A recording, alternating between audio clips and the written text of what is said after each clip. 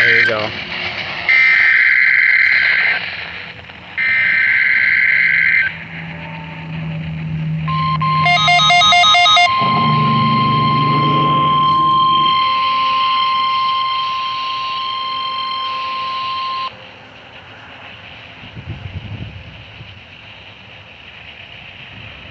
The National Weather Service in Chanhassen, Minnesota had just activated the warning alarm on 13 weather radio stations across central and southern Minnesota and west central Wisconsin.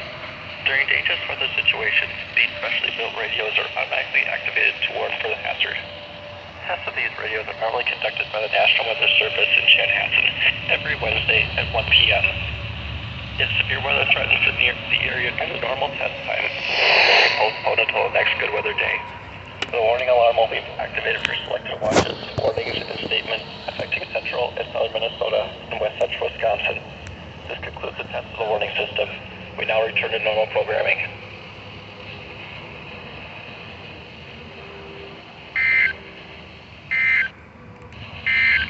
This is NOAA Weather Radio KJYA.